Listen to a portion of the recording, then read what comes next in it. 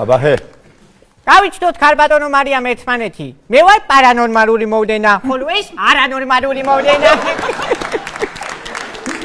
მარიამ ციმენტია ის არ არის? მაგია რომ კარგად ესმის. კი, მაგია. მარიამ ციმენტიას აშკარად ძლიერი ჰიპნოზის უნარი აქვს, თორე ახლა რა გააკეთა ისეთი რომ გადაცემაში მეიწვიეს? რასაც თქვენ ბრძანებდით? მარიამი მსახიობია, ექსტრასენსია, ხატვარია, გრაფიკოსია, ტელეწამყვარია და ციმენტია.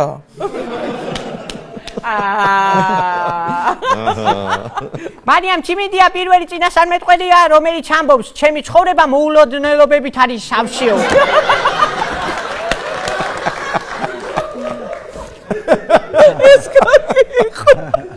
რთულია ცხოვრება.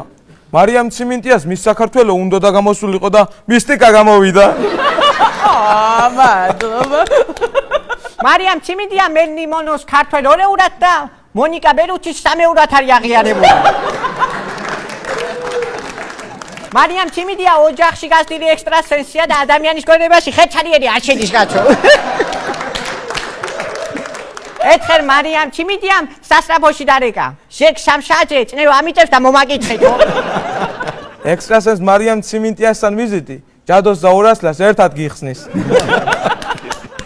მარიამ ციმენტია ჯადოს ხუაკეთებს, მაგრამ ელარც აკეთებს, თითებს შეიგნებს. იციან.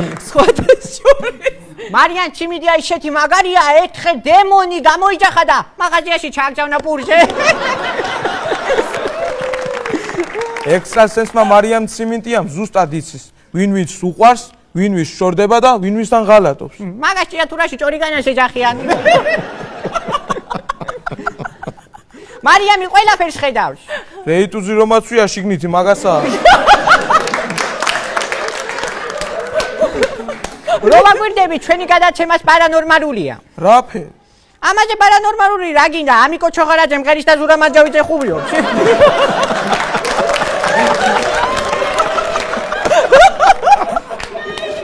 ქალბატონო მარიამ, თუ რამე გეწყინათ, სტალინს უთხარით. სტალინი მაიკ ჯექსონს ეტყვით და მაიკლი პრინციპში რამდენს პალაპარაკებს, თქვენ თვითონაც გაათიცით ვინ რა შეწყდა. დიდი მადლობა, ჩემო გოგა, ჩემო ონისე.